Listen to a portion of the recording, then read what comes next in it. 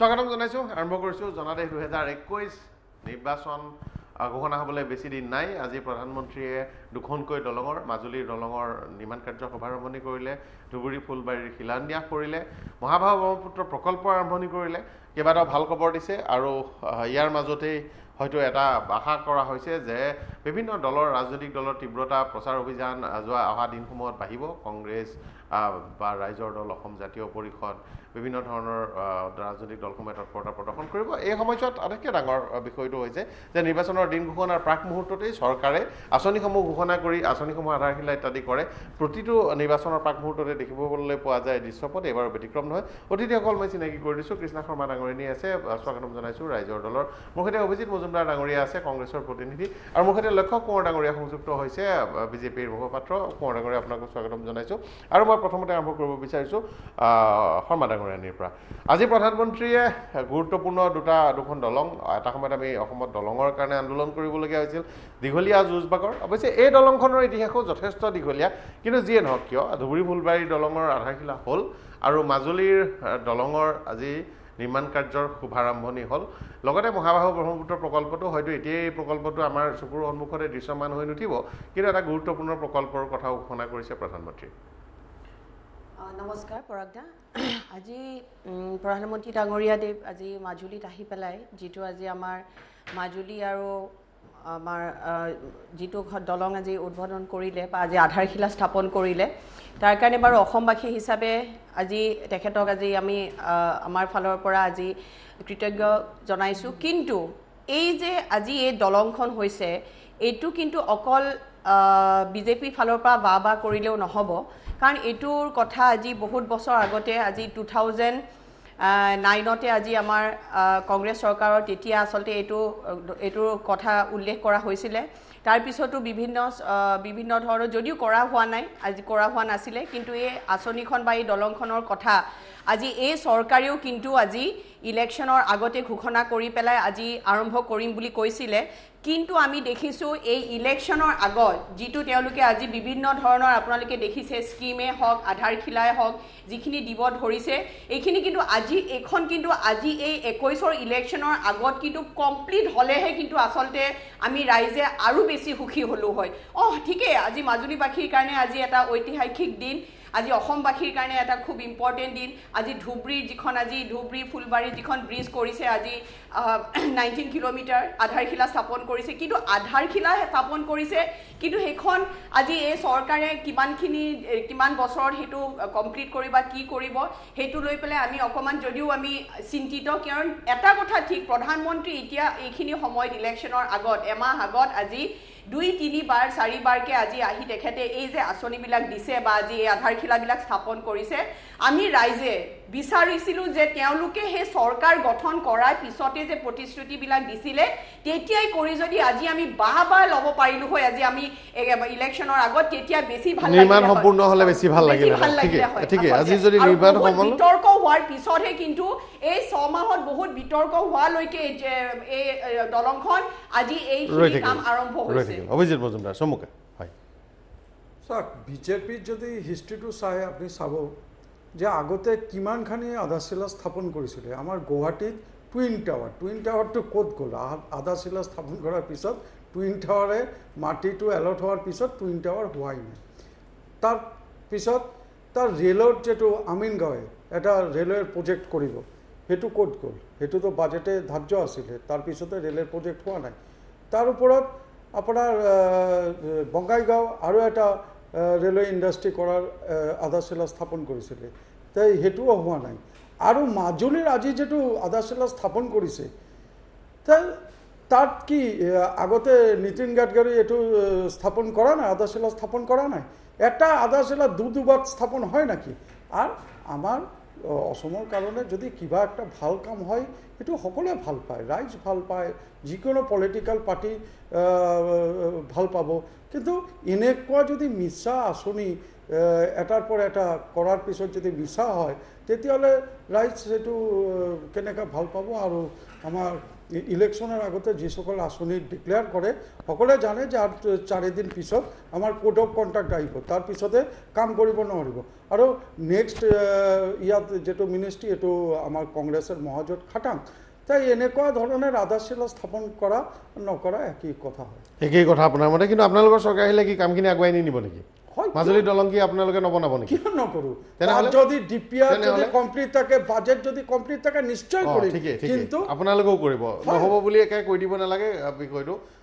আপোনালোকৰ চৰকাৰ হ'লেও ৰাইজে ভোট দিব। লক্ষ্য কৰ ডাঙৰীয়া, আপুনি বক্তব্য শুনিলে, আপোনাৰ প্ৰতিক্ৰিয়া। পৰাগমণি আদিত্য ডাঙৰীয়া, মই নমস্কাৰ জনাইছোঁ আপোনালোকৰ যোগেদি সমগ্ৰ অসমবাসীক। আজি অসমবাসীৰ বাবে এটা অত্যন্ত গুৰুত্বপূৰ্ণ এটা ঐতিহাসিক দিন। খালি প্ৰথমতে এটা মই অনুৰোধ জনাম যাতে বিশেষকৈ কংগ্ৰেছৰ প্ৰবক্তাগৰাকীয়ে যাতে মই কথা কৈ থাকোঁতে ইণ্টাৰাপ্ট নকৰে। এইকাৰণে ভাৰ্চুৱেলি আপোনাৰ লগত সংযুক্ত হৈছোঁ মাজুলীৰ পৰা, কাৰণ তেখেতে কি কৈছে মই শুনি নাপাম। তেখেতৰ বক্তব্যখিনি মই গুৰুত্বপূৰ্ণভাৱে শুনিলোঁ। নাথ ডাঙৰীয়ানীৰ বক্তব্য অত্যন্ত গুৰুত্বপূৰ্ণভাৱে মই শুনাৰ চেষ্টা কৰিলোঁ। আৰু নাথ ডাঙৰীয়ানী ঠিকেই কৈছে, তেখেতে অভিনন্দন জনাইছে, আজি ঐতিহাসিক দিন হিচাপে অভিহিত কৰিছে।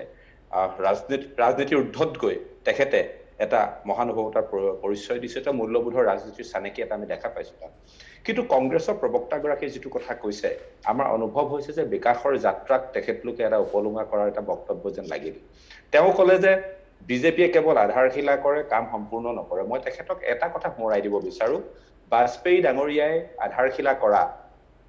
বগীবিল দলংখন মোদী ডাঙৰীয়াই উদ্বোধন কৰিব লগা হ'ল। মনমোহন সিং অসমৰ পৰা তেখেত সাংসদ হৈ প্ৰধানমন্ত্ৰী হৈছিল, তেখেত অসমৰ সাংসদ আছিল। কিন্তু তেখেত এটা কথা জানি আচৰিত হ'ব পৰাগমণি আদিত্য ডাঙৰীয়া, আমাৰতো ক'ৰবাত অনুভৱ হয় যে বগীবিল দলংখন কংগ্ৰেছ চৰকাৰৰ দিনত 400 গুণ এস্কেলেশ্যন হ'ল, যে পিছুৱাই যে ৰাজহুৱা ধনৰ হৰাদ হ'ল। তেওঁলোকৰ দিনত খুঁটাকেইটাই সম্পূৰ্ণ নহ'ল। কিন্তু আমাৰ চৰকাৰৰ দিনত অতি কম সময়ৰ ভিতৰত মোদী ডাঙৰীয়া যেতিয়া প্ৰধানমন্ত্ৰী হ'ল, সৰ্বানন্দ সোণোৱাল ডাঙৰীয়া যেতিয়া মুখ্যমন্ত্ৰী হ'ল, আমি এই দলংখনৰ কাম সম্পূৰ্ণ কৰিলোঁ। বহুতখিনি আধৰুৱা প্ৰজেক্ট। চাওক, government is a continuous process. Congress চৰকাৰে আৰম্ভ কৰিলে বুলি আমি শেষ নকৰিম এনেকুৱা কোনো কথা নহয়। আৰু আজি মাজুলীৰ দলংখনৰ কথা, যেতিয়াই ব্ৰহ্মপুত্ৰখনৰ অধ্যয়নৰ বাবে 100 কোটি টকা আমাৰ চৰকাৰখনে ধাৰ্য কৰিছে, কাৰণ ব্ৰহ্মপুত্ৰ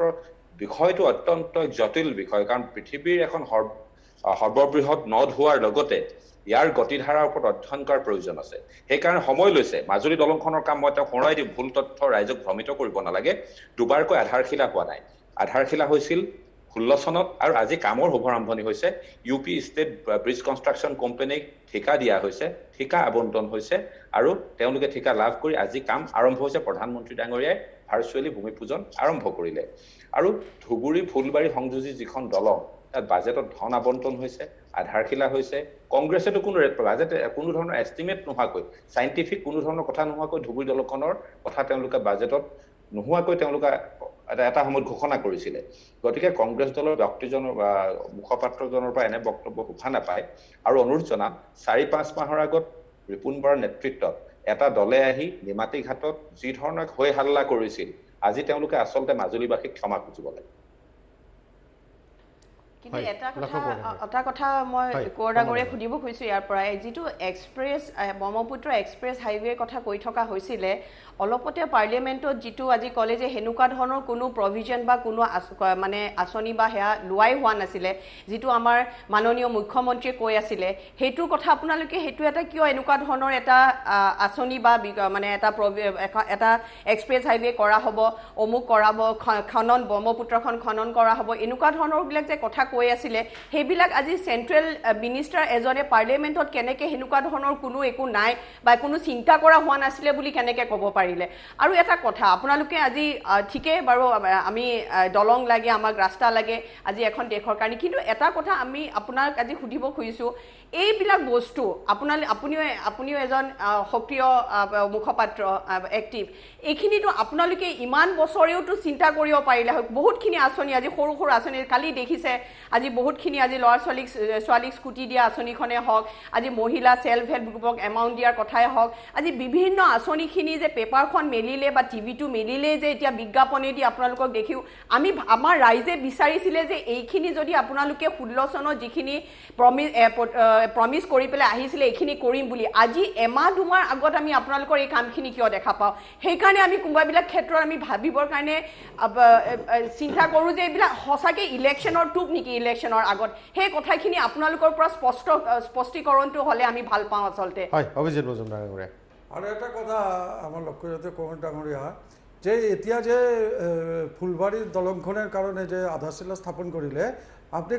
কওক না বাজেটে কিমান টাকা ধাৰ্য কৰিছে? এটা প্ৰজেক্ট কৰিবৰ কাৰণে 5,000 কোটি টাকাৰ প্ৰজেক্ট, তো প্ৰজেক্টটো 5,000 কোটি টাকাৰ প্ৰজেক্টটো যেতিয়া কৰিব তাততো বাজেটে পইচা ধাৰ্য কৰিব লাগিব। যেনেকুৱা আপনিতো এইটো কথাৰ উত্তৰ নিদিলে যে যেনেকুৱা টুইন টাৱাৰ আমাৰ গুৱাহাটী স্মাৰ্ট চিটি কৰাৰ কাৰণে 1,000 কোটি টাকা ধাৰ্য কৰিছিলে, স্মাৰ্ট সিটি কি হল? গুৱাহাটীৰ কি স্থিতি হল? আপনার টুইন টাওয়ার কি হল? আপনার রেলের যেটু বাজেটে ধার্য করেছিল যে রেলের একটা আমিনগড়ে রেলের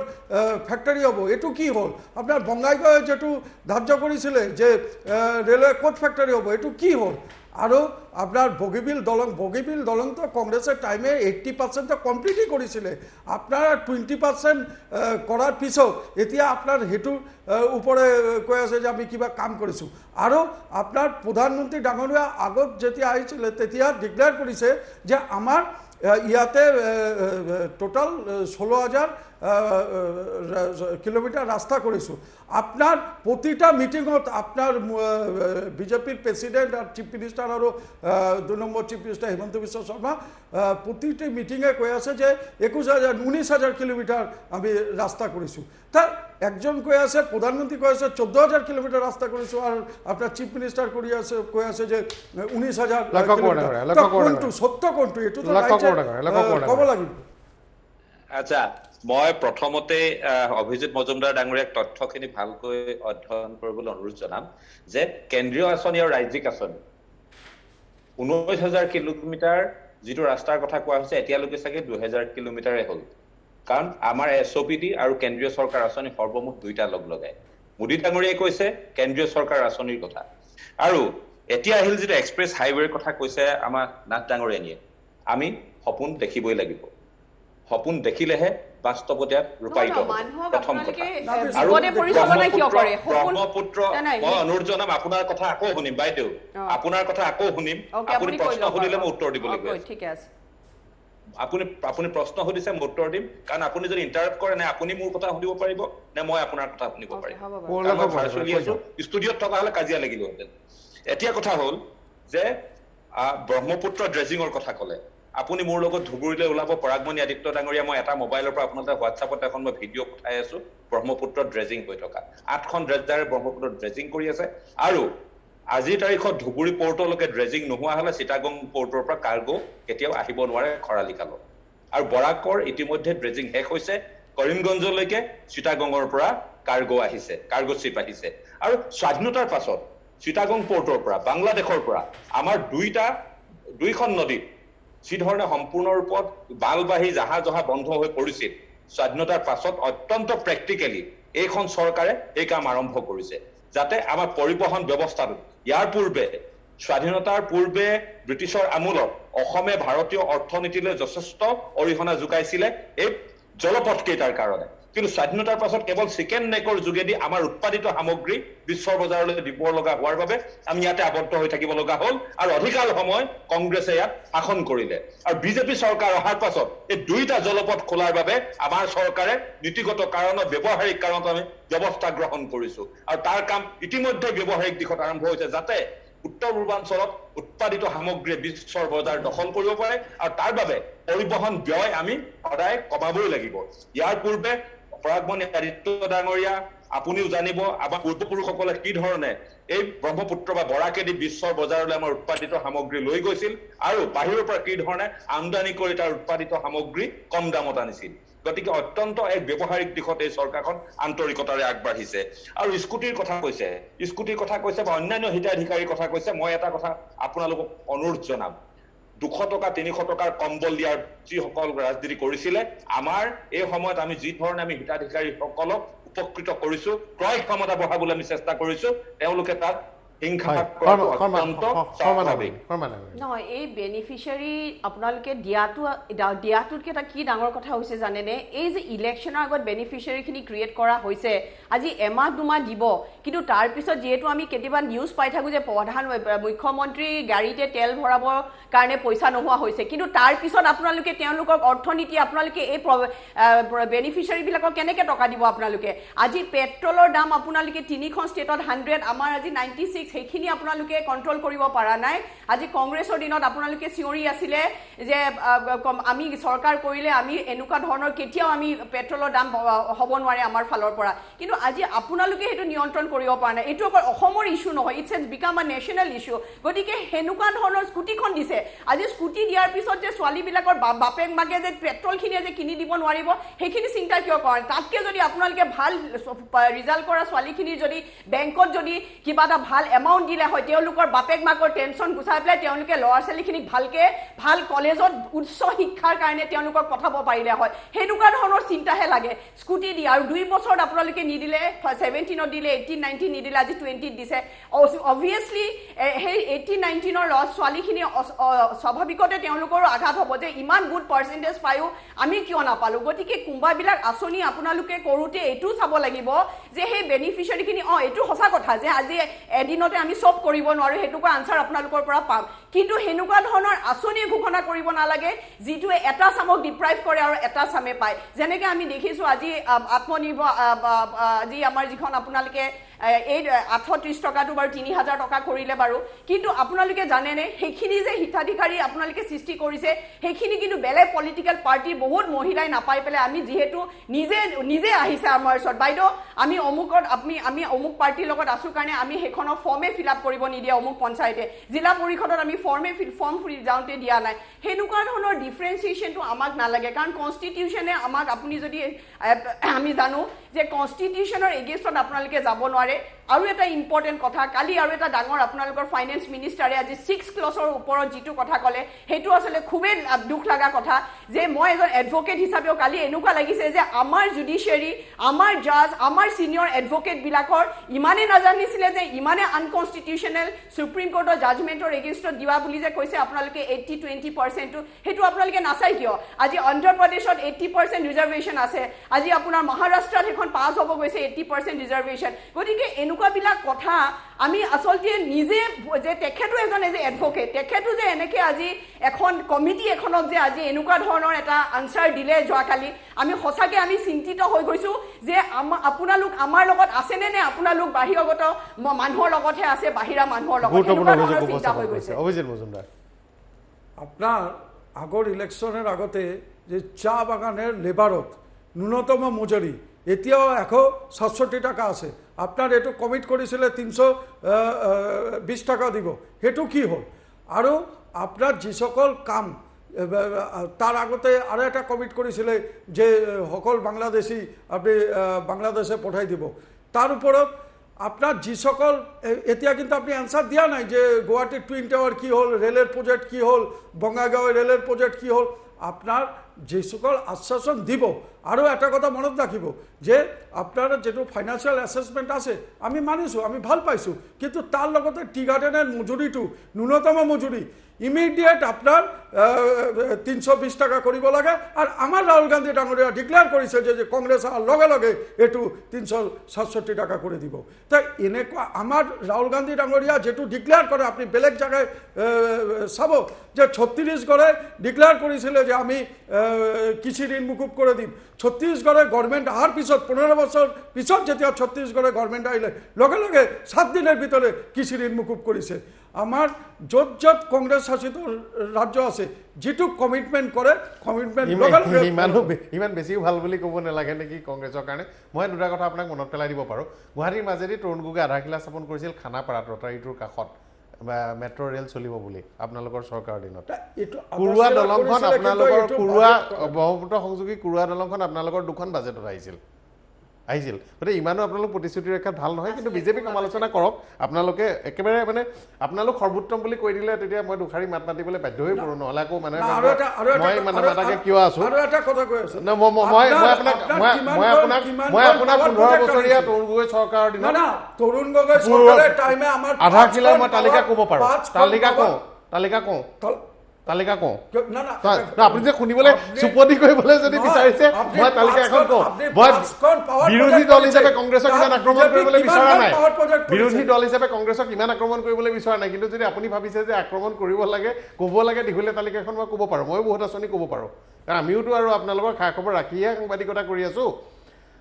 লক্ষ্য কৰা ডাঙৰীয়া কিন্তু এই কথাটো গুৰুত্বপূৰ্ণ কথা যে আপোনালোকৰ চৰকাৰৰ দিনত আধাৰশিলা স্থাপনৰ পৰা নিৰ্মাণ কাৰ্য আৰম্ভ কৰিবলৈ এই দীঘলীয়া সময় 5 বছৰ লাগিছে যিটো লগা উচিত নাছিল মাজুলীবাসীক কেতিয়াবাই আচলতে এই দলংখন দিব লাগিছিল দ্বিতীয় গুৰুত্বপূৰ্ণ কথাটো হ'ল যে ভালেকেইটা প্ৰকল্প আপোনালোকে সন্দেহজনক অৱস্থালৈ লৈ গুচি গ'ল তাৰ ভিতৰত টুইন টাৱাৰো আছে তাৰ ভিতৰত আপোনাৰ ব্ৰহ্মপুত্ৰ এক্সপ্ৰেছ হাইৱে খনন আছে আপুনি এটা গুৰুত্বপূৰ্ণ কথা কৈছে যে ধুবুৰী সীমান্তত 6খন ড্ৰেজাৰেৰে খান্দি আছে সেই ড্ৰেজাৰৰ খননটো ব্ৰহ্মপুত্ৰ নদী খনন নহয় ব্ৰহ্মপুত্ৰ নদী খনন কৰি যিটো দ কৰা সেইটো কাৰণে নহয় সেইটো ব্ৰহ্মপুত্ৰৰ মাজেদি নাও চলিবৰ কাৰণে যিটো ইনলেণ্ড ৱাটাৰ ট্ৰেন্সপৰ্টেশ্যনে যিহেতু তাৰ জলপথটো মুকলি ৰাখিব লাগে খৰালি দিনত বাম হৈ যায় সেই কামটো সমগ্ৰ অসমতে কৰে আৰু সেইটো আজিৰে পৰা নহয় বহুদিনৰ আগৰ পৰা কৰে গুৱাহাটীবাসীয়ে নিশ্চিতভাৱে জানে গুৱাহাটীৰ ওচৰে পাজৰে ব্ৰহ্মপুত্ৰ বাম ঠাইবোৰত তেওঁলোকে কিছুমান মাৰ্কাৰ ছিগনেল কিছুমান দি থয় যাতে তাৰ মাজেদিহে জাহাজ চলে সেইটো পূৰ্বাপৰ চলি আহিছে আপোনালোকৰ চৰকাৰৰ দিনত 2খন ড্ৰেজাৰ বেছিকৈ আনিছে পৰাগমণি আদিত্য ডাঙৰীয়া কংগ্ৰেছৰ মুখপাত্ৰগৰাকীৰ মই এটা কথা তেখেতক সোঁৱৰাই দিব বিচাৰো আৰু মই ভাবিম তেখেতে উত্তৰটো দিব যিহেতু কংগ্ৰেছৰ দিনতো মাজুলী সংযোগী যোৰহাট মাজুলী সংযোগী দলঙৰ কথা চলিছিল সেই সময়ত কংগ্ৰেছ চৰকাৰৰ এটা প্ৰতিষ্ঠিত বক্তব্য আছিল যে মাজুলীৰ সত্ৰাধিকাৰ প্ৰভু ঈশ্বৰসকলে বিৰোধিতা কৰিছে দলঙৰ কথা এই কথা আপুনিও সাংবাদিক হিচাপে খবৰ ৰাখিছে পৰাগমণি আদিত্য ডাঙৰীয়া সেই বুলি কৈ কংগ্ৰেছে সেই দিনত সেই দলংখনৰ কথা ওলাই কৰি চলিলে কিন্তু সেই কথা সম্পূৰ্ণ তাৰ বিপৰীতে গৈ মোদী ডাঙৰীয়াৰ চৰকাৰ অহাৰ লগে লগে 2015 চনত সত্ৰাধিকাৰ প্ৰভু ঈশ্বৰসকলে নীতিন গাডকাৰী ডাঙৰীয়াক সাক্ষাৎ কৰিছিল আৰু আজি এই ভূমি পূজন অনুষ্ঠানত আপোনালোকে নিজেই দেখিছে যে উদ্বোধনী অনুষ্ঠানত সত্ৰাধিকাৰ প্ৰভু ঈশ্বৰসকল তাত শৰীৰে তাত উপস্থিত থাকি গোটেই অনুষ্ঠানটোক আশীৰ্বাদ প্ৰদান কৰিছে গতিকে কংগ্ৰেছৰ এই ক্ষেত্ৰত তেওঁলোকৰ কি স্থিতি এই স্থিতি তাতেই প্ৰকাশ পাইছে আৰু আপুনি যিটো সময় লগাৰ কথা কৈছে যে এই দলংখন আৰম্ভণি কামটো শুভাৰম্ভ হোৱাৰ ক্ষেত্ৰত প্ৰথম অৱস্থাত যেতিয়া ডিপিআৰ কৰিবলৈ দিয়া হৈছিল আজি প্ৰধানমন্ত্ৰী গাডকাৰী ডাঙৰীয়া বক্তব্য ঠিক কথাটো প্ৰকাশ পাইছে প্ৰায় 4,000 কোটি টকাৰ ব্যয় সাপেক্ষে ডিপিআৰ তৈয়াৰ হৈছিল কিন্তু পৰৱৰ্তী পৰ্যায়ত ইয়াক পুনৰ যেতিয়া ডিপিআৰ কৰিবলৈ দিয়া হ'ল ই আহিল প্ৰায় 925 কোটি টকাত প্ৰায় 3,000 কোটি টকা বিভিন্ন আওতালে ইয়াৰ হ্ৰাস কৰা হ'ল আৰু এই ধৰণে গোটেই কামটো আমি পূৰ্বতে আছিলে নিমাতীৰ পৰা কমলাবাৰীলৈ এতিয়া দক্ষিণ পাটলৈ কাৰণ ব্ৰহ্মপুত্ৰৰ ইয়াৰ গতিধাৰা সম্পূৰ্ণৰূপে অধ্যয়ন কৰি যাতে বিজ্ঞানসন্মতভাৱে ইয়াক স্থায়িত্ব দিব পৰা হয় তাৰ বাবে এই সময়ৰ প্ৰয়োজন হ'ল কাৰণ ব্ৰহ্মপুত্ৰৰ যি গতিধাৰা ইয়াক অধ্যয়ন নকৰাকৈ যদি এখন দলং কৰিবলৈ যোৱা হয় যি ধৰণে কংগ্ৰেছৰ দিনত পিছৰ পৰ্যায়ত তেওঁলোকে বিভিন্ন প্ৰকল্প পেলাই থলে কেৱল ঘোষণাতে আমি ঘোষণাতে পেলাই থোৱা কথা নহয় এই কামটো সম্পূৰ্ণ কৰিবই লাগিব এই কাৰণে কিছু সময় ইয়াত প্ৰয়োজন হ'ল আৰু আসলতে আপুনি ক'ব মই শুনিম বাইদেউ আপোনাৰ উত্তৰ দিবলৈ গৈ আছো বাইদেউ আপুনি যিটো হিতাধিকাৰী নিৰ্বাচনৰ আগৰ কথা ক'লে আপোনাক মই এটা কথা সোঁৱৰাই দিওঁ প্ৰধানমন্ত্ৰীৰ কৃষক সন্মান নিধি মুখ্যমন্ত্ৰীৰ কৃষি সা সঁজুলি চাহ বাগিচাৰ ধন পুৰস্কাৰ মেলা পৰা আদি কৰি বহু এনেকুৱা আঁচনি যিবোৰ আঁচনিতে সেই সময়ত নিৰ্বাচনৰ কথা নাছিল নিৰ্বাচনৰ কোনো ধৰণৰ কথাই নহয় এনেকুৱা ধৰণৰ নিৰ্বাচনৰ সন্মুখত ৰখা বিষয় নাছিল গতিকে এটা কথা ঠিক যে ৰাইজৰ ক্ৰয় ক্ষমতা বঢ়াবলৈ ৰাইজক আত্মনিৰ্ভৰ কৰিবৰ বাবে চৰকাৰে আঁচনি ল'বই নিৰ্বাচন এটা সমসাময়িক বিষয় কাৰণ চৰকাৰ বহু সময়ত চৰকাৰে ঘোষণা কৰাৰ পাছতো হয়তো কেতিয়াবা চৰকাৰ নাহে এই দলৰ চৰকাৰ নাহিব পাৰে কিন্তু সকলো বিষয় কেৱল নিৰ্বাচনী দৃষ্টিভংগীয়ে চোৱাটো উচিত নহয়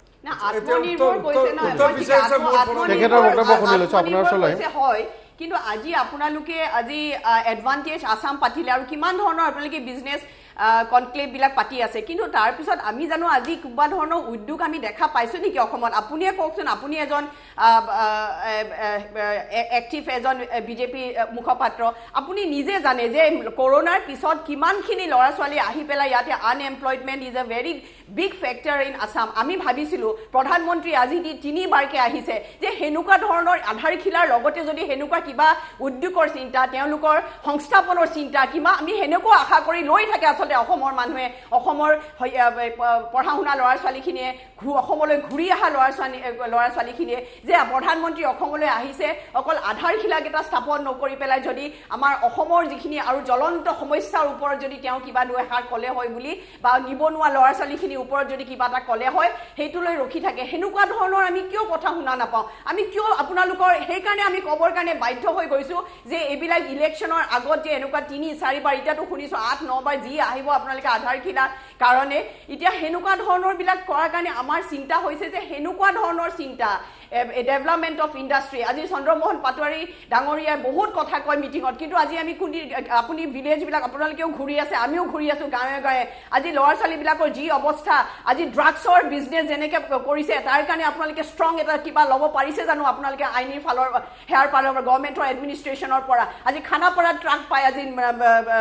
জালুকবাৰীত ট্ৰাক পায় আজি অমুকত পায় সেই ষ্ট্ৰিক্ট এডমিনিষ্ট্ৰেশ্যনটো আমি বিচাৰোঁ আমি দূৰত নাযাই পেলাই যদি গুৱাহাটীৰ কথা কওঁ কালি তেজপুৰত দেখিছে আজি ঘৰে ঘৰে ল'ৰাবিলাকক বান্ধি থ'ব লগা হৈছে শিকলিৰে ড্ৰাগছৰ বিজনেছটো কণ্ট্ৰল কৰিব পৰা নাই গতিকে সেনেকুৱা ধৰণৰ আমি বিচাৰোঁ যে গভৰ্ণমেণ্ট যিখন আমাৰ লগত আছে সেনেকুৱা ধৰণৰ গুড এডমিনিষ্ট্ৰেটিভ গুড গভৰ্নেন্স এখনহে যিটোৱে এখন ঘৰ এখন স্কুটি দিয়ে শান্তি নহয় এখন কিবা এটা 3000 দিয়ে শান্তি নহয় কিন্তু সেনেকুৱা ধৰণৰ পাৰ্মানেণ্ট সলিউশ্যন কেনেকুৱা ধৰণৰ হ'ব সেনেকুৱা ধৰণৰ চিন্তা যদি আমি মুখ্যমন্ত্ৰী ডাঙৰীয়াৰ পৰাই হওক বিত্তমন্ত্ৰী ডাঙৰীয়াৰ পৰা হওক বা প্ৰধানমন্ত্ৰী ডাঙৰীয়াৰ পৰা যদি আমি শুনিব পাৰিলোঁ হয় বিভিন্ন মিনিষ্টাৰ আহি আছে তেতিয়াহ'লে আচলতে অসমৰ ৰাইজে কিন্তু খুবেই ভাল পালে হয় আৰু সেইটো আমি বিচাৰোঁ আপোনালোকৰ ফালৰ পৰা আমি 3খন কোৱেশ্চন কৰিম আপুনি এতিয়া মোৰ ক'লে যে প্ৰধানমন্ত্ৰী আধাৰশিলা স্থাপন কৰিছে তাৰ আগতে নীতিন গাডকাৰী 2015 চনত আধাৰশিলা কৰিলে আৰু এই আধাৰশিলাটো আকৌ স্থাপন কৰিবৰ কাৰণে 6 বছৰ লাগিলে তেতিয়া আপোনাৰ দলংটো কেতিয়া কমপ্লিট হ'ব এটোতো 26 বছৰ লাগিব আৰু এটা কথা মনত ৰাখিব যে আপোনাৰ গভৰ্ণমেণ্ট আমি পৰিৱৰ্তন বিচাৰে অসমৰ জনতা আপোনাৰ ভোট দিলে তাৰ পিছত আপুনি কওক যে 5 বছৰ ৰাজত্ব কালে আপুনি কিমানটো ইণ্ডাষ্ট্ৰি কৰিছে একটা ইণ্ডাষ্ট্ৰি কৰিব পৰা নাই কিমানখন পাৱাৰ প্ৰজেক্ট কৰিছে এটা পাৱাৰ প্ৰজেক্ট কৰিব পৰা নাই আৰু লক্ষ্য কৰিব ডাঙৰীয়া আপোনাৰ মই ধন্যবাদ জনাইছোঁ যে খেলৰ ক্ষেত্ৰে আপনি অলিম্পিকে বহুত সহায় কৰিছে কিন্তু আপনি আজি কওক যে তৰুণ গগৈ ডাঙৰীয়া যে ইমান কয়টা ষ্টেডিয়াম কৰাৰ পিছত আমাৰ ইয়াতে নেশ্যনেল গেমছ কৰিছিলে আপোনাৰ এই পিৰিয়ডে কিমানখন ষ্টেডিয়াম হ'ল এগুলো ৰাইজত জানিব লক্ষ্য কৰে মই কংগ্ৰেছৰ মুখপাত্ৰগৰাকীৰ পৰা এটা উত্তৰ বিচাৰিছিলোঁ হেতুটো উত্তৰ দিব নোৱাৰিলে তেখেতে যে সত্ৰাধিকাৰ প্ৰভুসকলক জড়িত কৰি সেই সময়ত যিটো এটা তেওঁলোকৰ বক্তব্য আছিল এই দলংখনক লৈ আৰু বাইদেউৰ এটা প্ৰশ্ন উত্তৰ দিওঁ এডভান্টেজ আছামৰ সকলোতকৈ ডাঙৰ এটা আমাৰ ৰিজাল্ট হৈছে স্কেল ইউনিভাৰ্চিটি আৰম্ভ হ'বলৈ গৈছে মংগলদৈত ছিংগাপুৰ ইউনিভাৰ্চিটি ছিংগাপুৰ টাইপ বাইদেউ মই উত্তৰ দিছোঁ আপুনি শুনাৰ ধৈৰ্যকণ ৰাখক ৰাইজে বেয়া পাব আপুনি বহুত কোৱেশ্চন সুধি দিয়ে এইকাৰণে মাজে মাজে কোবাবিলাক আনসাৰ অলপ দিও দিব লাগিব হেনেকুৱা ডমিনেশ্যনত কথা নকব তাৰ মানে আপুনি এজন মুখপাত্ৰ ময়ো মুখপাত্ৰ ডমিনেশ্যন ৱৰ্ডত নকব সবেই ৰেসপেক্ট আছে ইচ এণ্ড এভৰি পিপল হেজ আ ৰেসপেক্ট গতিকে মইতো কেতিয়াও বেয়াকে কোৱা না ডমিনেশ্যন ৱৰ্ডত কথা নকব not to interrupt you have spoken your part I'm clarifying you just listen to me with your patience I'm not dominating I'm a gentleman I respect you in particular you are a woman আপুনি এগৰাকী মহিলা মই মহিলাক সন্মান দিব জানো বাইদেউ একাৰণে মই ডমিনেট কৰা নাই আপুনি এগৰাকী অধিবক্তা অসমৰ সকলো ৰাইজে চাই আছে মই প্ৰথমতে অনুৰোধ জনাইছিলোঁ I am present here virtually মই গতিকে ভালকে শুনা নাপাওঁ আপোনাৰ কথাখিনি যদি আপুনি ইণ্টাৰাপ্ট কৰে কাৰণ মই আপোনাৰ কথাখিনি শুনিলোঁ মই পুনৰ যেতিয়া আপোনাক কৈ থাকিম ইয়াৰ পৰা আপুনি যদি কৈ থাকে ইয়াৰ পৰা আপুনি অনুৰোধ জনাইছোঁ আপুনি পুনৰ ক'ব হয় এতিয়া কংগ্ৰেছৰ মুখপাত্ৰগৰাকীয়ে যিকেইটা কথা কৈছে তেখেতে যিকেইটা কথা কৈছে একেবাৰে হাস্যকৰ কথা তেখেতৰ বক্তব্যকেইটাৰ কোনো ধৰণৰ ইয়াত বেছেই নাই কাৰণ এই কাৰণে কৈছোঁ তেওঁলোকৰ দিনত কোনো এটা প্ৰকল্প সম্পূৰ্ণ কৰিব নোৱাৰিলে 15 বছৰ কাল থাকি ক্ৰীড়া ক্ষেত্ৰত কথা কৈছে পৰাগমণি আদিত্য ডাঙৰীয়া আপুনি শুনি আচৰিত হ'ব কেৱল সৰু সজাই এটা প্ৰজেক্ট আমি স্বীকাৰ কৰোঁ তৰুণ গগৈ ডাঙৰীয়া নেশ্যনেল গেমছ আনিলে তাত সৰু সজাই প্ৰকল্প 170 কোটি টকাৰ প্ৰকল্প আমি স্বীকাৰ কৰোঁ তাত আমি বহুত খেলো পাতি আছোঁ কিন্তু এইখন চৰকাৰৰ দিনত 770 কোটি টকাৰ প্ৰকল্প নিৰ্মীয়মান অৱস্থাত আছে ডিব্ৰুগড়ত 139 কোটি টকা বা আপোনাৰ লখিমপুৰত 50 কোটি টকাৰ শুৱালকুছিত 45 কোটি টকাৰ আমিন গাঁৱত আৰু 33 গৰাকী বিধায়কে 10 কোটিকৈ 330 কোটি টকাৰ ক্ৰীড়া প্ৰকল্প নিৰ্মাণ কৰি আছে। এবাৰ অনুৰোধ জনাম 100 কোটি টকাৰ প্ৰজেক্ট একেলগে 500খন খেলপথাৰ নিৰ্মাণ হৈ আছে। কংগ্ৰেছৰ বিধায়কৰ সমষ্টিটো হৈছে এআইডিএফৰ সমষ্টিৰ বিধায়কৰ তাতো নিৰ্মাণ হৈ আছে। গতিকে মই অনুৰোধ জনাম কংগ্ৰেছৰ মুখপাত্ৰ গৰাকীৰ মই এটা অনুৰোধ জনাম তেখেতো সাজু হওক আমি একেলগে গৈ ইনফ্ৰাষ্ট্ৰাকচাৰবোৰ চাই লওঁ ক্ৰীড়াৰ ইনফ্ৰাষ্ট্ৰাকচাৰ ক'ত হৈ আছে নে নাই। গতিকে এনেকুৱা ধৰণৰ ভ্ৰমিত বক্তব্য নাৰাখিব। আৰু এটা কথা আজি বাৰু মাজুলী যদিও কৈছোঁ আজি ব্ৰিজখনৰ কাৰণে বাৰু আমি অসমবাসী সুখী হৈছোঁ হয়, কিন্তু এটা কথা আৰু এটা ডাঙৰ কথা হৈছে যে অলপতে যিটো আমাৰ এটা পাৰ্লিয়ামেণ্টত এটা কথা কৈ দিলে যে আমাৰ সোৱণশিৰি ডেমটো আমাৰ 2023 ভিতৰত কমপ্লিট কৰা হ'ব। আজি আপোনালোকে জানে যে যিজন মানুহে আজি সোৱণশিৰি ডেমৰ এগেইনষ্টত আজি থিয় হৈছিলে তেওঁকতো আজি সোমাই থোৱা হৈছে আজি বিভিন্ন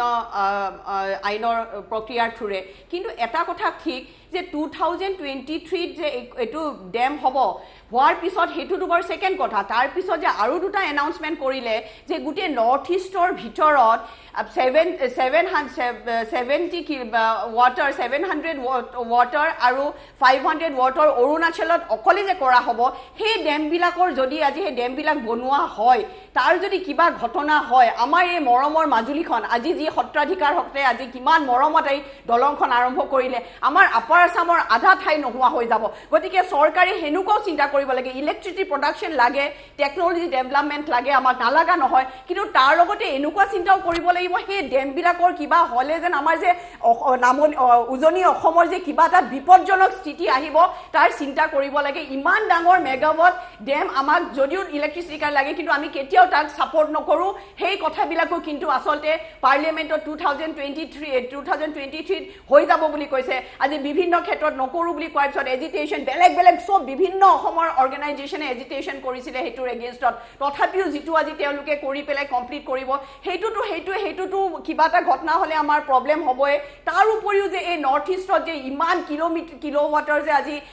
আঁচনি লৈছে ডেম বনাবৰ কাৰণে অৰুণাচলত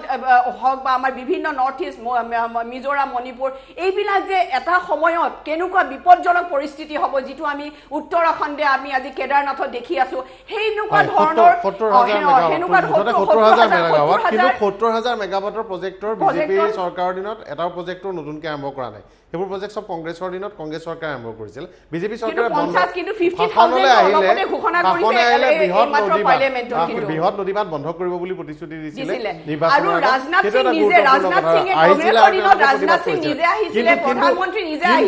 কিন্তু নামনি সোৱণশিৰি প্ৰকল্পকে ধৰি ডাঙৰ যিকেইটা প্ৰকল্প আছে 70,000 মেগাৱাটৰ মুঠতে প্ৰকল্প অসমৰ জনতাৰ প্ৰতিবাদ নেওচি প্ৰতিবাদক গুৰুত্ব নিদি আৰম্ভ কৰিছিল কংগ্ৰেছ চৰকাৰে কামবোৰ আবণ্টন কৰিছিল আৰু বিভিন্ন ধনী ভাৰতৰ মানুহে তাত টকা ইতিমধ্যে বিনিয়োগ কৰি ৰাখিছে আৰু তাৰ ভিতৰত কেইবাটাও স্পৰ্শকাতৰ আছে ডেমোৱে প্ৰকল্পটোৰ কথাও আছে। অভিজিৎ মজুমদাৰ স্যাৰ ঠিক ঠাক জানিব লাগিব যে এটা পাৱাৰ প্ৰজেক্ট হোৱাৰ পিছত তাৰ ইউটিলিটি কি হ'ব। এতিয়া গোটেই ভাৰতবৰ্ষত আমাৰ ফ্যাক্টরি নাই, আমার নাইকিয়া হয়ে গেল ফ্যাক্টরি। কোনো মানুষ ফ্যাক্টরি সব বন্ধ করে দিছে। 3-4 জন ইন্ডাস্ট্রিয়ালিস্টের হাতত আমার গোটে ধনটো তুলি দিছে। তাদের আন্ডারে গোটে ভারত চলে আসে আদানি আম্বানি আর ইয়ার উপর। আর একটা কথা বাইদেউ মনে রাখিব যে পাওয়ার প্রজেক্ট আমার লাগে। আমি মই নালাগে বুলি কোৱা নাই, ইমান অদ্ভুত নালাগে। আজি অৰুণাচলৰ যিটো গংগাৰ প্ৰজেক্টৰ কাৰণে আজি তাতেও এজিটেশ্যন হৈছে কোৰ্ট কেছ চলি আছে। মই নিজে ডাইৰেক্টৰ আছিলো আসাম ইলেক্ট্ৰিক গ্ৰিড কৰ্পোৰেচন। মোৰ কিতাপ আছে, মই জানো, মোৰ কিতাপে লিখা আছে। সেইখিনি আমি চিন্তিত কাৰণে আমি আজি কৈছো আজি যেনেকৈ ফুৰ্তি কৰিছো মাজুলী আমি দলংখনৰ কাৰণে সেই সুৰক্ষাটো আমি চিন্তা কৰিব লাগিব যে আমি সেইখিনি সেই ডেমবিলাকে ফিউচাৰত আমাক কেনেকৈ ডিষ্টাৰ্ব কৰিব। এটলিষ্ট ঠিকে আছে, মই ক'লো না মই লাগে বুলি কৈছো টেকনলজি ডেভেলপমেণ্টৰ কাৰণে, কিন্তু ইমান হিউজ প্ৰডাকশ্যন আমাক কিয় লাগে? কাৰণ ইয়াৰ পৰা আমাৰ বহুতখিনি ইলেক্ট্ৰিচিটি প্ৰডাকশ্যন বাহিৰলৈ যাব, বাহিৰৰ ইণ্ডাষ্ট্ৰি বাহিৰৰ সেইবিলাকৰ কাৰণে। গতিকে এইটো এনেকুৱা ধৰণৰ আমি কংগ্ৰেছকো একো নোৱাৰে কংগ্ৰেছে 15 বছৰ ৰাজত্ব কৰি উৎপাত আৰম্ভ কৰাৰ কাৰণে আজি বিজেপি আমি পৰিৱৰ্তনৰ কাৰণে আনিছিলো বিজেপিৰ আমি বহুতখিনি আশা কৰিছিলো বিজেপিৰ পৰা ঠিকে আছে বিজেপিয়ে কৰিছে কিন্তু আমি কংগ্ৰেছৰো যিখিনি আজি অটপালি চলিছিলে তাৰ পিছত বিতৃষ্ণাত হৈ পেলাই আজি বিজেপি চৰকাৰ আহিছে কিন্তু বিজেপি চৰকাৰে জাতি মাটি ভেটিত কিন্তু আজি এফালৰ পৰা যেনেকে আমাৰ ভূমিখিনি আমাৰ যিখিনি মেইন তেওঁলোকে প্ৰতিশ্ৰুতি লৈ আহিছিলে সেইখিনি কৰিব নোৱাৰাৰ কাৰণে আজি ৰাইজে আসলে প্ৰশ্ন সুধিবৰ কাৰণে প্ৰশ্ন সুধিব বাধ্য হৈ গৈছে তাৰ মানে স্যার এটা কথা মনত রাখিব বাইদেউ যে আমার ইয়াতে হল যেটো হাইডাল প্রজেক্ট আমার নর্থ ইস্টখন হাইডাল প্রজেক্টের মেরুদণ্ড হাইডাল প্রজেক্ট হওয়ার পিছত কিমান এমপ্লয়মেন্ট জেনারেট হব এটো সকলে গম পায় কিন্তু আজি যেতিয়া কলে যে এনএইচপিসি কি করেছিল এনএইচপিসির সার্ভের উপরে গন্ডগোল আছিল সার্ভেটো ঠিক করা নাই আজির ডেটে যদি 2023 সালত যদি এনএইচপিসি প্রজেক্টটো কমপ্লিট হয় এনএইচপিসি যেতিয়ার পৰা স্টাৰ্ট হল তেতিয়াৰ পৰা মোটামুটি মোট জানা মতে যে আজি লাস্ট 6 বছর ধরে ডেইলি 5 কোটি টাকা করে লস হয়ে আছে আর 5 কোটি টাকা করে লস হওয়ার কারণে তার যেটো হাইডাল প্রজেক্ট আসলে তার ট্যারিফ আসলে 3 টাকা 50 পয়সা আজি যেটা ডেটা যদি 23 সালে কমপ্লিট হয় তার ট্যারিফ হব মিনিমাম 14 টাকা তার 3 ট্যারিফ লয় প্রোডাক্টটো কোত বিকিব কোনে কিনিব কোনো স্টেট নেকিনে এতিয়া এনএইচপিসি কন্ডেম হয়ে গেল আর কন্ডেম প্রজেক্টটো আকো কৰিব বিচাৰিছে মোর কথা হল যে আমার পাওয়ার প্রজেক্ট লাগে আমার শক্তি লাগে আমার পাওয়ারের উপরে সকল ডিপেন্ড কিন্তু এটা কথা মনত রাখিব যে থার্মাল প্রজেক্ট পাওয়ার প্রজেক্টে যে ন্যাচারাল ডিজাস্টার না হেতু চিন্তা কৰিব না ন্যাচাৰাল ডিজাস্টাৰ নহয় পাওয়াৰ প্ৰজেক্ট ইমান ডাঙৰ ডাঙৰ পাওয়াৰ প্ৰজেক্ট কৰিছে বাইদে এটা কথা মনত ৰাখিব চাইনা ব্ৰহ্মপুত্ৰৰ ওপৰে ডেম চাইনা ব্ৰহ্মপুত্ৰৰ ওপৰে আপনি কব না আপনি হেনুকা কব নোৱাৰে আপোনালোকে প্ৰজেক্ট কিন্তু এইটো এটা গুৰুত্বপূৰ্ণ কথা যে প্ৰকল্পসমূহ নিশ্চিতভাৱে লাগিব কিন্তু জনতাৰ সুৰক্ষা প্ৰথম যি কামেই নকৰক কাইলৈ লাগিলে দলং এখনে কৰক কাইলৈ লাগিলে আন ইণ্ডাষ্ট্ৰি এটাই কৰক তাৰ পৰা জনতাৰ কি কি সহায় হ'ব আৰু ক'ৰবাত কিবা কাৰণে তাৰ পৰা জনতাৰ ওপৰত প্ৰতিক্ৰিয়া হ'ব নেকি সেইটো নিশ্চিত কৰাটো দৰকাৰ আজি এই আঁচনি আৰম্ভ কৰিছে ৰোপেক্স জাহাজ আনিছে খুব ভাল কথা যদি ৰোপেক্স জাহাজবোৰ সুকলমে চলি থাকে কাৰণ ইয়াৰ আগে আগে ৰো জাহাজ আনিছিল ৰো জাহাজৰ প্ৰকল্পটো অসমত ব্যৰ্থ হৈছে আজি যদি ভালকৈ আৰম্ভ হয় অসমবাসীৰ কাৰণে নিশ্চিতভাৱে উপকাৰ হ'ব মই এই কথাটোত ব্যক্তিগতভাৱে অন্ততঃ মই প্ৰতিয়ন যাওঁ যে নদী যোগাযোগটো অসমত সবল হ'ব লাগে বলিষ্ঠ হ'ব লাগে যিটো হোৱা নাই গতিকে এই মুহূৰ্তত এটা গুৰুত্বপূৰ্ণ কথা হ'ব যে জনতাৰ কল্যাণ নদী বান্ধৰ বিষয়টোত কিন্তু আপোনালোকৰ এটা প্ৰতিশ্ৰুতি আছিল যে নামনি সোৱণশিৰি প্ৰকল্পটোৰ বিৰোধিতা আছিল পৰাগবত ডাঙৰীয়া যিখিনি কথা ষ্টুডিঅ'ত আলোচনা হৈ আছে মই গোটেই কথাখিনি ভালকে মই তেওঁলোকৰ আলোচনা খুব চিঞৰ বাখৰ কাৰণে শুনিব পৰা নাছিলো যদিও যিটো পাৱাৰ প্ৰজেক্টৰ কথা কৈছে মই পূৰ্বতে কৈছো যে এটা কণ্টিনিউৱাছ প্ৰচেছ দুখন চৰকাৰ আগৰ চৰকাৰে যিটো কাম আৰম্ভ কৰিছিল আমি এইটো কথা এতিয়া বিৰোধিতা কৰাৰ কথা নাহে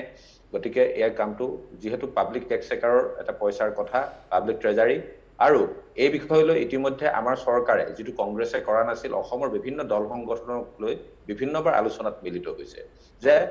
ডেমটোৰ হাইট কমাব লাগিব বা ইয়াৰ যিখন অধ্যয়ন কমিটি তেওঁলোকৰ লগতো আলোচনাত বহিছে এতিয়া দ্বিতীয় কথা হ'ল যে যিটো বিষয় আমি মূলত আলোচনাত বহিছিলো যিটো বিষয়ক লৈ আমি কথা বতৰা পাতিছিলো আমি কেতিয়াবা ৰাজনীতিৰ ঊৰ্ধ্বত গৈ কিছু কথা আমি আলোচনা কৰাটো অত্যন্ত উচিত মই কংগ্ৰেছৰ মুখপাত্ৰগৰাকীক অনুৰোধ জনাম যে আজি মাজুলীবাসী ৰাইজৰ কাৰণে এটা সপোন বাস্তৱায়িত হোৱাৰ দিন গতিকে আজি অন্তত ৰাইজক ভ্ৰমিত কৰিবৰ বক্তব্য নাৰাখিবলৈ অনুৰোধ জনাম 2015 চনত গাডকাৰী ডাঙৰীয়াই আধাৰশিলা স্থাপন কৰিছিল আৰু আজি প্ৰধানমন্ত্ৰী ডাঙৰীয়াই ইয়াৰ কামৰ শুভাৰম্ভ কৰিছে আজি আধাৰশিলা নহয় এই কথাটো মই ৰিটায়াৰেট কৰিছো মই এই কথাটো তেখেতক মই সোঁৱৰাই দিব বিচাৰিছো আজি কামৰ শুভাৰম্ভ হৈছে এটা কম্পেক্ট কাম তেওঁলোকক ঠিকা দিয়া হৈছে তেওঁলোকে ঠিকা লাভ কৰিছে আৰু আজি কামৰ শুভাৰম্ভ হৈছে গতিকে এই কথাটো তেওঁ ভ্ৰমিত নকৰিব ৰাইজক বাজেটত কিমান টকা ধাৰ্য আছে এটো যেহেতু ব্ৰহ্মপুত্ৰখন আমাৰ মূল শক্তি ব্ৰহ্মপুত্ৰখনৰ সম্ভাৱনীয়তাক লৈ তেওঁলোকে অতদিনে কাম নকৰিলে ব্ৰহ্মপুত্ৰৰ সম্ভাৱনীয়তাক লৈ আমি কাম কৰা আৰম্ভ কৰিছো আৰু আমাৰ চৰকাৰে ব্ৰহ্মপুত্ৰৰ সম্ভাৱনীয়তাক সাকাৰ ৰূপ দিব আজি তেওঁলোকে আৰচিচি জেটিৰ কথা ভাবিছিল কিন্তু আমি আজি ফ্লোটিং জেটিৰ জৰিয়তে যাতে আমাৰ উৎপাদিত সামগ্ৰীসমূহ 12 মাহে ব্ৰহ্মপুত্ৰৰ জলপথেদি বহিৰ্বিশ্বৰ বুকুলৈ পঠাব পাৰোঁ এই বিষয়ে আমি কাম আৰম্ভ কৰিছোঁ আজি শুভাৰম্ভ হৈছে ইয়াৰ এই কামৰ গতিকে এই কামবোৰ তেওঁলোকে আদৰণি জনোৱাৰ সৎসাহস ৰাখিব লাগে ধন্যবাদ জনাইছোঁ চমুকে খামৰ সেই বক্তব্য আপোনাৰ মই সেইবিলাক আমি প্ৰথমতে কৈছোঁ মই যিখিনি ভাল আধাৰশিলা সেইখিনি আমি কিন্তু সেইটোৱেতো কথা কৈছোঁ ঠিকে আছে আজি আপোনালোকে কৰিছে আধাৰশিলা স্থাপন কৰিছে মাননীয় প্ৰধানমন্ত্ৰী ডাঙৰীয়া দেৱে আমি প্ৰশংসা কৰিছোঁ আপোনালোকে যে এইখিনি কৰিছে কিন্তু এইবিলাক যে আপোনালোকে আজি চিন্তা কৰিছে মাৰ্চ ফেব্ৰুৱাৰী মাহত এপ্ৰিলত আপোনালোকৰ ইলেকশ্যন এইখিনিৰে আপোনালোকে 16ত অহাৰ ইলেকশ্যনত জিকাৰ পিছতেতো আৰম্ভ কৰিব পাৰিলে হয় আধাৰশিলাবিলাক সেইটো প্ৰশ্নহে আপোনালোকলৈ সুধিছোঁ আৰু এটা কথা আপোনালোকে এপিনে কয় আপোনালোকৰ ৰেভিনিউ জেনেৰেশ্যনৰ কাৰণে আপোনালোকে পেট্ৰলৰ দাম বঢ়াইছে আজি আপোনালোকে কৰোনাৰ সময়ত ৰেভিনিউ কালেকশ্যন কিন্তু এটা কথা আমাক লাগে 3 লাখ স্ক'ৰ যে RBI পৰা আপোনালোকে ধাৰ লৈছে 3 লাখ স্ক'ৰ ৰুপিজ আজি যে প্ৰাইভেটাইজেশ্যন কৰি পেলাই আপোনালোকলৈকে ধন আহিছে আজি যে টোল গেটৰ পৰা ধন আহিছে এই ইমানখিনি ডাঙৰ পুঁজি এই ডাঙৰ পুঁজিখিনিৰে আপোনালোকে অকল আধাৰশিলা নকৰি পেলাই আপোনালোকে ডেভেলপমেণ্ট মানে বিজনেছ ডেভেলপমেণ্ট আজি জাহাজখনেদি বস্তু অহা যোৱা কৰিব আজি ক্ৰুজৰ বিজনেছ টুৰিজিম আৰম্ভ কৰিব এইবিলাক ঠিকে কৈছে কিন্তু তাৰ কাৰণে প্ৰডাকশ্যন লাগিব নালাগে আমি অকল খেতিৰেতো আমি এগ্ৰিকালচাৰ খেতিয়ে কৰি নহ'ব প্ৰডাকশ্যন আমি কেনেকৈ কৰিম আমাৰ ৰিচোৰ্চখিনিৰে সেনেকুৱা ধৰণৰ চিন্তাখিনিও কিন্তু আচলতে প্ৰধানমন্ত্ৰীৰ মুখেৰে আমি তেখেতৰ মুখেদি আমি বক্তব্য আজি পাম বুলি অভিজিত মজুমদাৰ ডাঙৰীয়া শেষত সামৰণি বক্তব্য এই যে আজি বিজেপিৰ যে 100+ কৰে কয় 100+ কৰিছে বিজেপি কৰা নাই সেইটো নাই কিনা কৰিলে না বিজেপিৰ পেট্ৰলৰ প্ৰাইচ 100+ কৰিছে ডিজেলৰ প্ৰাইচ 100+ কৰিছে আলুৰ মূল্য 100 চুই কৰি আছে পিঁয়াজৰ মূল্য 100+ কৰিছে দালিৰ মূল্য 100+ কৰিছে গোটেই ব্যৱস্থাটো 100+ কৰি দিছে এইটো কাৰণে ধন্যবাদ জ্ঞাপন কৰিছোঁ যে বিজেপি ৰাইজৰ কিমান ৰাম ঠকন দিলে হয় লেখক ডাঙৰীয়া সামৰণি শেষ বক্তব্য এটাই কথা যে বিজেপিয়ে বিকাশত বিশ্বাস কৰে বিকাশৰ যাত্ৰা আমি আগুৱাই লৈ যাম বিকাশত বাধা দিয়া দল হ'ল কংগ্ৰেছ আৰু যিসকলে কা আন্দোলনৰ নামত গুৱাহাটীখনক জ্বলাই দিছিলে বিদেশী ইনভেষ্টমেণ্ট অহাৰ ক্ষেত্ৰত তেওঁলোকে বিৰোধিতা কৰিছিলে যি দলৰ সদস্য শংকৰদেৱ কলাক্ষেত্ৰ জ্বলাই দিছিলে তেওঁলোকে জ্বলাই দিবলৈ গৈছিলে তেওঁলোকে কেতিয়াও বিকাশক তেওঁলোকে বিশ্বাস নকৰে বিকাশক বিশ্বাস কৰে ভাৰতীয় জনতা পাৰ্টিয়ে এই কাৰণে ভাৰতীয় জনতা পাৰ্টিৰ বাবে 100+ ইজ পচিবল বিকাশ সোনকালে আহিলে ভাল আশা কৰিম কামখিনি যাতে সোনকালে হয় সোনকালে আঁচনিখিনি যদি হয়